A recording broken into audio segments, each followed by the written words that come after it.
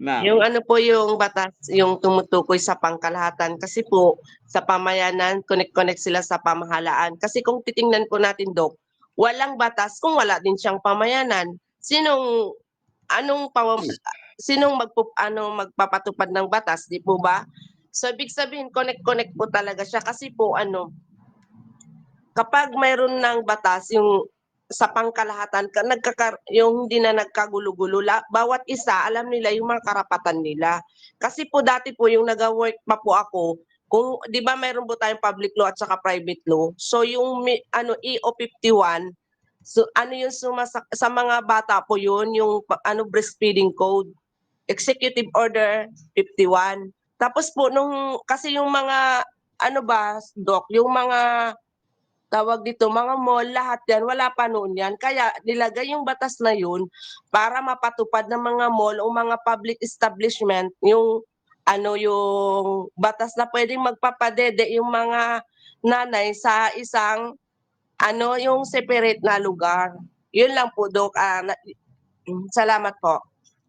Jazakillah khairan, Sister Rowena. Tama po. Barakallahu fikum. Yan po ang tawag dyan. Anong tawag dyan, Sister Rowena? Yan po yung Qaidatul Kanuniya, Qaidatul Ijtimaiya. In English, ano yun? Social rules. Legal rule and a social rule. Barakallahu fikum.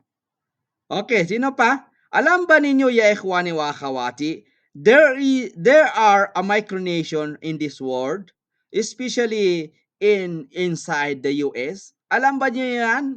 Yung micronation as a country inside the US.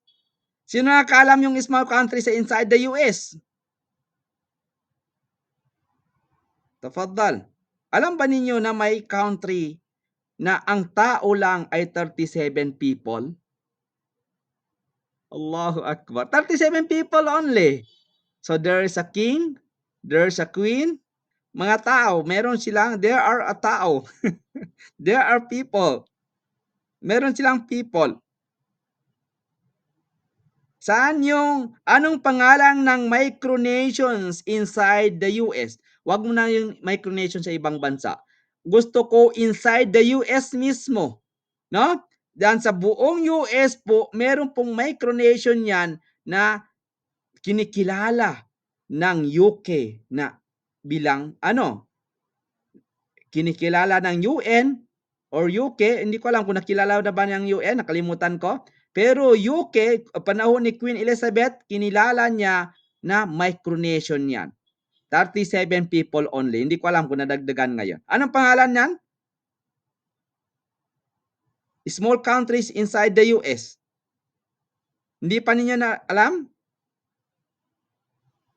Okay. Ang pangalan niya, yala, Sister Rowena?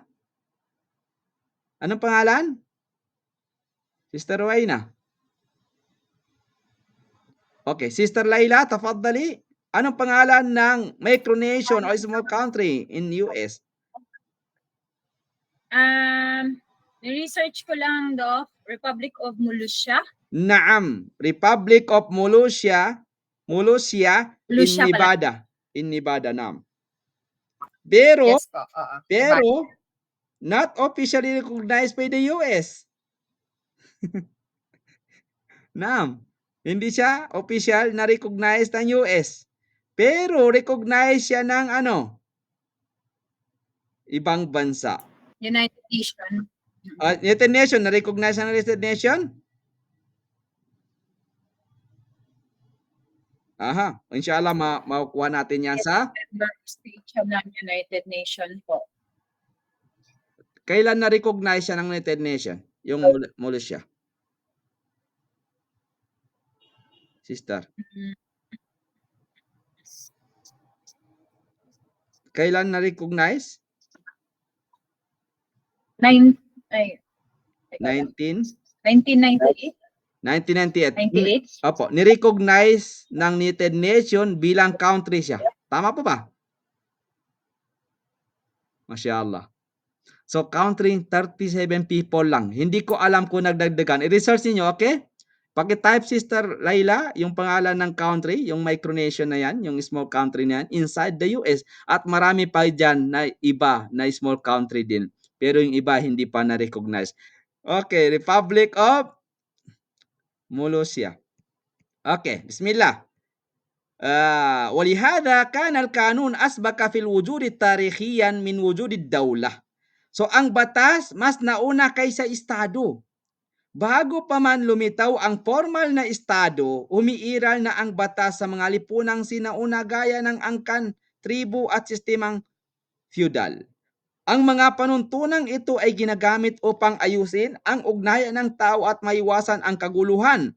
Sa modernong panahon natin ngayon, halos nakapaloob na po na ang batas sa loob ng organisadong estadong pampolitika. Ngunit hindi ito nangangahulugang wala ang batas bago pa man magkaroon ng estado. So anong halimbawa niyan? Sino magbigay ng halimbawa? Tafaddal. Sinasabi natin, may halimbawa kayo? Okay. Halimbawa po niyan sa tribu. May nakatalagang pinuno na nagtatakda ng panuntunan kung paano hatiin ang pagkain o paparusahan ang mga lumalabag. Ito ay isang uri ng batas kahit wala pang formal na gobyerno. Sa pagbabago ng batas ayon sa panahon po, no? Pagbabago ng batas ayon sa panahon at lugar, ang batas ay hindi nanatili. Ito ay nagbabago depende sa panahon at lipunan. Di ba nabanggit natin yan? Ang batas ay nagbabago depende po sa panahon at lipunan dahil ang mga pangangailangan ng lipunan ay nag-iiba mula sa isang lugar patungo sa iba. At mula sa isang panahon hanggang sa kasunod na panahon, kinakailangan din ang pagbabago ng batas. Pero ang Sharia, hindi po nagbabago. Makukuha natin yan inshallah doon sa Introduction to Islamic Law and Jurisprudence. Okay, ano example niyan? Yalla. Ang example po niyan sa Inglaterra. Sino nagkaalam ano yung Inglaterra? Saan yung Inglaterra?